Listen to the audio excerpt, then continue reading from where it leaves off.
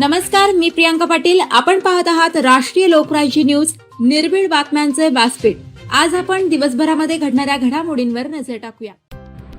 पारनेर तालुक्यातील पळशी या गावातील माळवाडी या ठिकाणी चक्रीवादळामुळे पडली घरे. चिकणे हे कुटुंब झाले उद्ध्वस्त. आता सरकार या कुटुंबाला मदत करणार का? आताच्या घडीची सर्वात मोठी बातमी समोर येत आहे ती म्हणजे पारनेर तालुक्यातील पळशी या गावातील माळवाडी या ठिकाणी काल 25 मे 2026 रोजी मोठे चक्रीवादळ झाले आणि या वादळामध्ये चिकणे कुटुंबाचे संपूर्ण घर उद्ध्वस्त झाले आहे. या कुटुंबाला आधार मिळावा, मदत व्हावी हाच महत्त्वाचा संदेश पारनेर तालुक्यातील सामाजिक कार्यकर्ते गणेश हाके हे करत आहेत.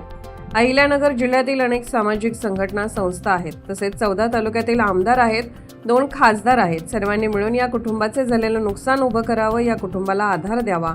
कारण या कुटुंबाला आता या संकटातून बाहेर काढण्यासाठी सर्वांनी मदत करावी. कारण खूप मोठे चक्रीवादळ आले आणि या कुटुंबाचे संपूर्ण घरामध्ये असणाऱ्या जीवनावश्यक वस्तू सुद्धा नष्ट झाल्या आहेत. 2 दिवस झाले आहेत या कुटुंबाला अन्न पाणी माहीत नाही, तरी सुद्धा प्रशासन झोपेचे सोंग घेत आहे.